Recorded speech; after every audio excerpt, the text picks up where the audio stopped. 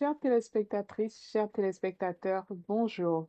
C'est un plaisir renouvelé pour moi de vous présenter votre émission Fiscalité sans frontières. Aujourd'hui, nous allons nous pencher ensemble sur le Sénégal.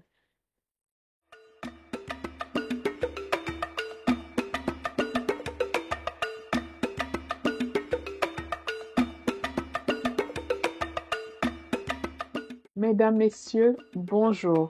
Je suis heureuse de vous retrouver aujourd'hui pour le numéro de ce mois qui mettra en lumière le Sénégal, un pays en plein essor et à fort potentiel stratégique.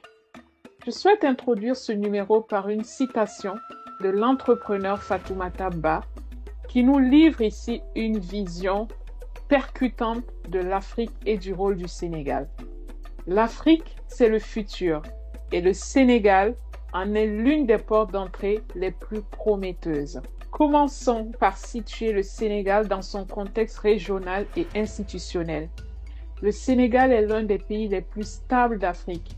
Sa démocratie est ancienne, ses institutions solides et sa diplomatie influente en font un acteur respecté sur la scène continentale. Situé à l'extrême ouest du continent, avec un accès direct sur l'Atlantique, le Sénégal est un carrefour naturel. Sa capitale Dakar abrite de nombreuses organisations internationales et constitue un hub de services, d'innovation et d'affaires en Afrique francophone. Le plan Sénégal émergent, mis en œuvre depuis près d'une décennie, structure une ambition claire: transformer l'économie, moderniser les infrastructures, améliorer le climat des affaires et positionner le pays comme un pôle régional de compétitivité. Voyons maintenant quels sont les secteurs moteurs de l'économie sénégalaise. L'agriculture se modernise avec l'émergence de pôles agro-industriels, des cultures d'exportation plus diversifiées et des investissements dans la transformation locale. Le pays mise aussi sur l'énergie, le solaire, l'éolien et surtout les récentes découvertes de gaz offshore font du Sénégal un futur acteur énergétique clé de la sous-région. Dans les services, le numérique explose. Les startups, les fintech, les services en ligne, notamment en éducation et en santé, transforment l'écosystème entrepreneurial. Ajoutons à cela un programme ambitieux d'infrastructure.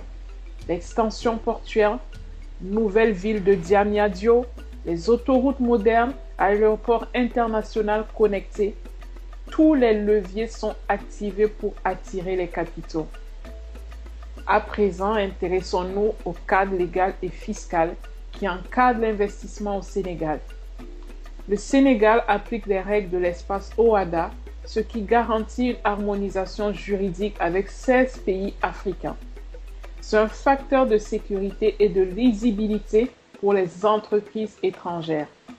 Le pays dispose également de tribunaux de commerce spécialisés, d'un guichet unique pour la création d'entreprises et d'un portail numérique pour de nombreuses démarches fiscales et administratives.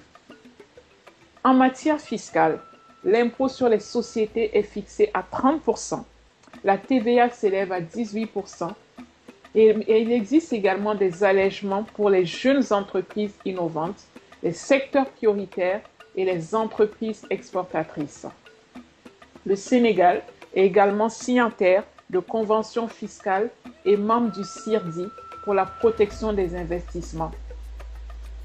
Mais quels dispositifs concrets sont proposés pour inciter et sécuriser les investissements? Telle est certainement votre question. Le Code des investissements sénégalais prévoit deux régimes, l'agrément et la déclaration. Ils permettent tous deux de bénéficier d'exonérations fiscales temporaires, par exemple sur l'impôt sur les sociétés, la TVA, les droits de douane, d'une réduction de l'impôt minimum forfaitaire, d'un accès facilité aux fonciers industriels et aux services logistiques, de garanties sur la stabilité des conditions fiscales et réglementaires. La PIXA, qui est l'Agence pour la promotion des investissements et des grands travaux, accompagne les porteurs de projets à chaque étape de leur implantation. Des zones économiques spéciales, notamment à Diamniadio, viennent compléter l'arsenal incitatif du gouvernement sénégalais. En conclusion, terminons ce numéro par quelques repères stratégiques pour réussir son implantation au Sénégal. Le Sénégal est aujourd'hui l'un des territoires les plus attractifs pour l'investissement en Afrique francophone. Il allie vision, politique, stabilité macroéconomique, capital humain dynamique et infrastructures en développement. Pour l'investisseur structuré que vous êtes ou que vous serez peut-être, bien conseillé et engagé sur le long terme, les conditions sont réunies. Chères téléspectatrices, chers téléspectateurs, j'espère que ce numéro vous aura éclairé sur les potentialités économiques et fiscales du Sénégal.